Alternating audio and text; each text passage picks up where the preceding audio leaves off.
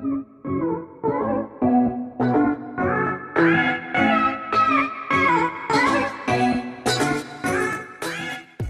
alaikum wa rahmatullahi wa barakatuh. Barkanmu da sake dawowa. Yau za mu yi bayani ne akan home. Bayan mun gama bayani akan file, za mu yi bayani ne yau akan home da abubuwan da yake cikinsa. Wannan shi ne home. Farko in ka danna shi home ɗin, a ciki daga farko ga kwatin nan ga face.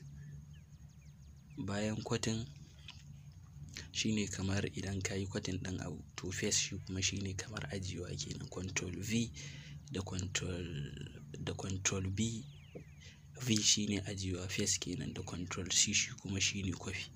So shi ne amfanin wannan face ɗin na farko, shi ne ajiye aiki bayan ka yi kwafi ɗin shi. Misali yanzu za mu yi misali da Abdullahi Ma'azu Yusuf. Abdullahi Ma'azu Yusuf. To sai muke son mu yi kwafi ɗin shi wannan Abdullahi Ma'azu Yusuf ɗin. Abdullahi Ma'azu Yusuf again. Gani? Abdullahi Ma'azu Yusuf. To idan kana son ka yi kwafi ɗin shi wannan wayannan rubutun haka ya zama misali da yawa kenan. To farko za ka yi using da hanyar yin highlighting guda biyu. Wanda na farko shi ne za ka yi amfani da mouse ɗinka ka danne shi, ka danne kilikin sai ka jawo shi haka sai ya rufe. Na biyu kuma za ka iya yin control A. Shi kuma control A shi ne kamar all highlighting kenan, lokaci ɗaya zai ma highlighting. Kun ga haka? To control A kenan, shi ne all highlighting a tare. To shi kuma highlighting amfaninsa duk abin da za ka yi dole sai ka yi shi sannan zai yi. Duk abin da za ka yi na ɓangaren kamar sa kala, canza designing na font size da sauransu dole sai ka yi highlighting zai yi.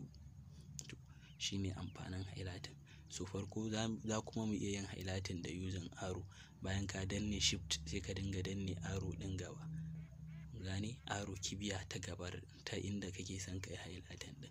Sai ka dinga dannewa kamar yadda kuke gani ina yi ɗin nan. Shift za ka danne shi. In ka danne shift na jikin keyboard ɗinka sai ka dinga danna arrow kana caccaka shi kana har ya zo can ƙarshe. Hanya uku kenan na yin highlighting.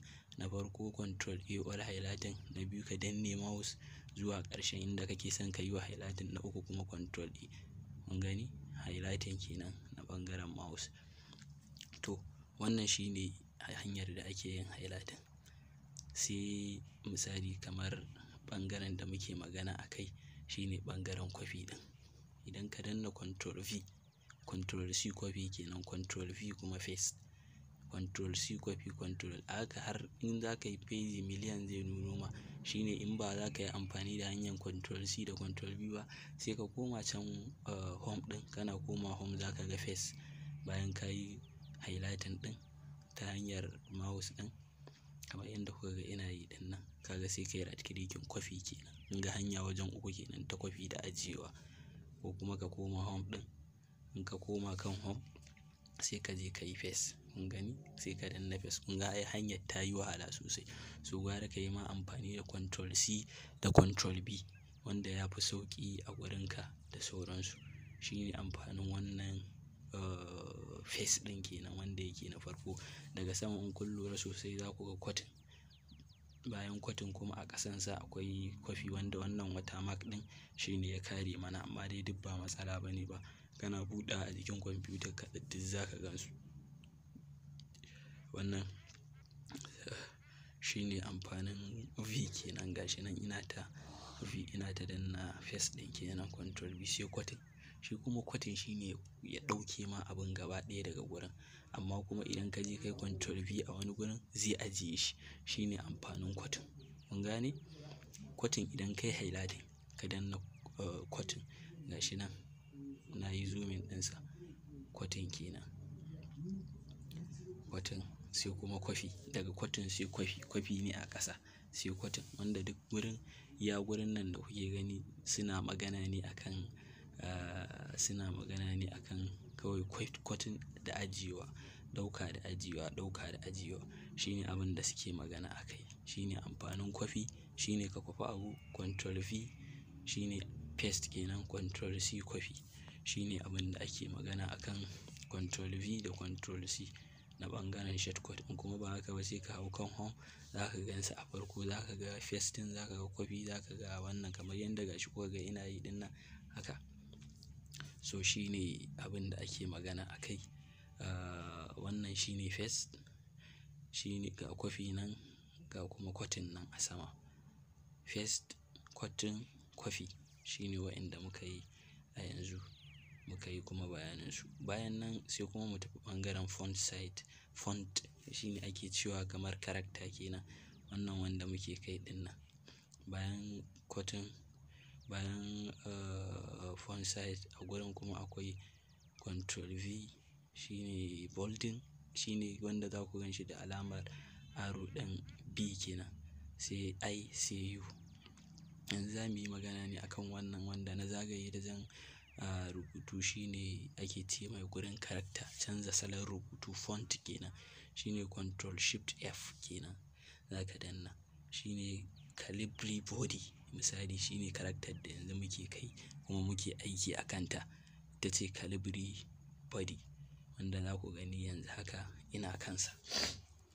Duk inda ka ga wannan alamar ɗan arrow ɗin ɗan mitsidili haka a cikin gurin box, so yana nufin cewa akwai ƙarin bayani kenan a ciki, ma'ana akwai su wa'innan karaktocin da yawa a ciki.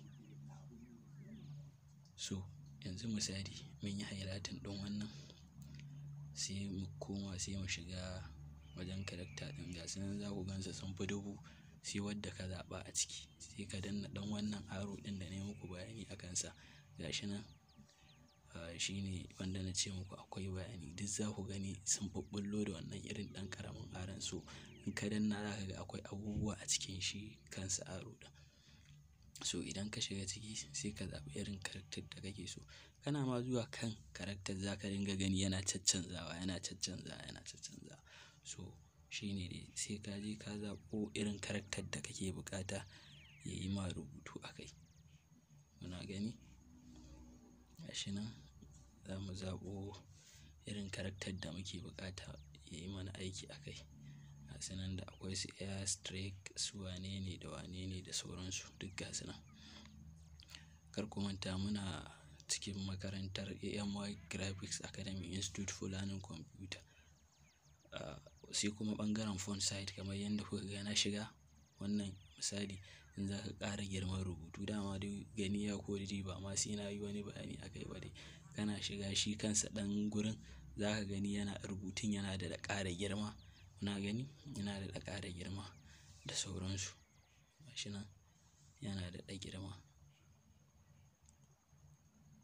Na gani? Shine ɓangaren font site, ko kuma za ka iya amfani da control da open bracket, shine kamar ƙarawa, sai close bracket shine ragewa. Open bracket shine in kana caccaka shine zai yi yawa, close bracket kuma shine ya ragu kenan. Ka ga ba tare da ka shiga home ba ka je ka nemo inda ake ƙara girman rubutu. Shine shortcut na ƙara font girman rubutu. Duk dai muna cikin home ne, wanda mun yi character mun yi kuma ɓangaren font ɗin nan. Shine font site, shi za ka iya danna control shift V, zai kawo ka direct gurin font site kenan. Zai kawo ka direct gurin font site. Font site shine kamar change the size of your text, girman rubutun ya canza ma shi. Shine kawai abin da gurin font yake nufi. Bayan nan akwai volt. Shi amfanin volt, daga lokacin da ka saka riga sai ka zo ka ɗora coat a sama, za ka ga ai ka ɗan ƙara kauri haka, ko bari za ka ga ka ƙara kauri haka. So yanzu idan muka danna shi za ku ga rubutun namu ya ɗan canza, ya canza kala. Inside home sai mu danna. Kun gani ya ragu, kun ga ya ƙaru. Ka lura sosai za ka ga yana raguwa da ƙaruwa. Duk da dai character ita ma mai kauri ce, shi ya sa ba za ka ga tasirinsa ba sosai a fili, amma dai volt yana ɗan ƙara rubutu kauri. Volt yana ƙara rubutu kauri. Bari mu yi highlighting ɗin wannan mu yi misali da shi. Volt kun gani yanzu ya ƙaru. mun gani bold, mun gani ya ƙari yanzu saboda character dama ƙarama ce yanzu yana ƙara mata wato ainihin girma. Shine amfanin bold. In ba za ka shiga in home ba ka je ka nemo bold sai ka danna control V. Control B shine bold, sai kuma italic. Control I kenan italic. Shine kamar ya ɗan kwantar da rubutu ya zama rubutun yana style kenan. Shine control I, sai control U. Shi kuma U shine underline kenan, layi a ƙarƙashin rubutu. Misali idan kana son ka yi layika a jikin ƙarƙashin rubutu, kana danna control U ko kuma ka dawo kan home sai ka je ka nemo U ɗin sai ka danna ta. Shine amfanin control U kenan, underline, underline. Kamar kuma kunnawa da kashewa ne, haka shi ma kansa shortcut ɗin kunnawa ne da kashewa. Kana kunnawa sai ka kashe, kana kunnawa za ka iya kashewa da sauransu. Shine amfanin control U. Sai kuma wannan abun wanda ake ce masa strike menene holder. Shi kuma kamar naira sign haka in za ka rubuta naira sign irin layikan nan wanda yake jikin rubutu. To shi ma amfaninsa kenan. In ka kunna za ka kashe, in ka kunna za ka kashe. Sai kuma abin da ake ce masa, me ake ce masa? 2 square ne ko 3 square, irin dai square haka na masu mouse haka. So za ka gani 2 ta zo a sama ko kuma ta zo a ƙasa. So shi ma da ana amfani da wa'innan ɓangaren wa'innan abubuwan guda biyu. In kuka lura sosai za ku ga X da 2, za ku ga kuma X da 2 a sama. Shine amfanin su wa'innan. Kun ga yayi ƙasa? To B ɗin kuma za ku ga ta yi sama. Kun ga ta yi sama? Shine amfaninsu. Wanda shi kuma sai ɓangaren shi ma wannan A ɗin.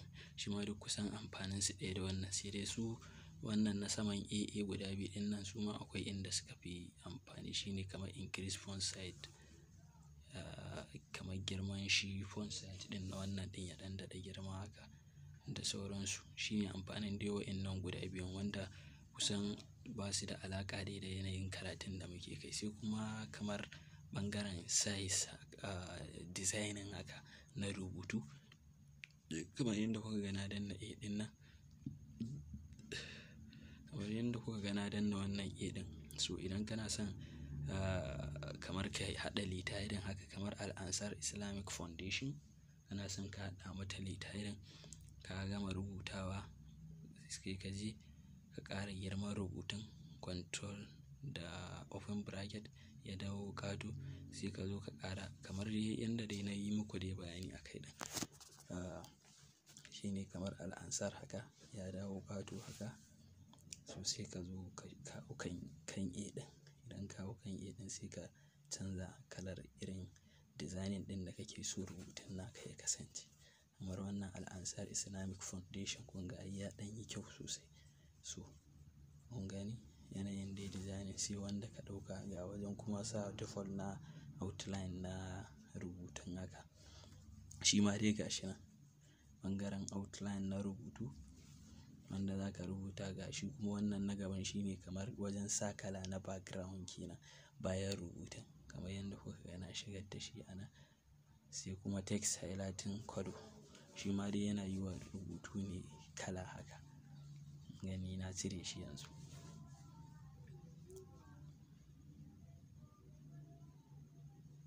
Gani misali sai mu sa address ɗan dago ɗaukan gaba. Kun gani?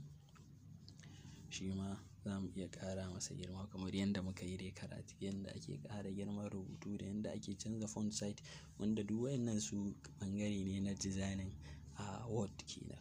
Shine ga shi nan. Shi kuma nan za mu iya canza kala kenan gurin sa kala kenan wannan na ainihin jikin rubutu wanda ka yi.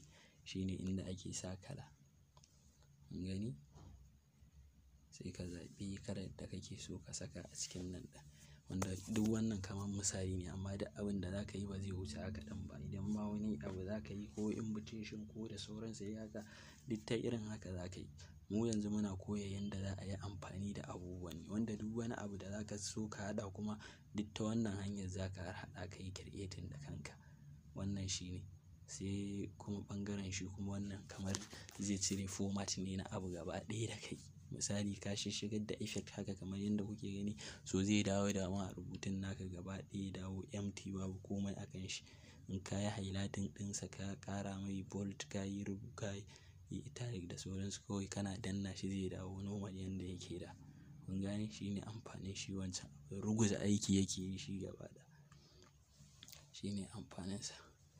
Bayan nan kuma akwai ɓangarorin kamar saita rubutu kenan. Bayan mun yi shi wannan ɓangaren, mun yi bold, mun yi wannan underline da sauransu, mun yi wannan shi ma ɓangaren saita rubutu mai kyau da sauransu.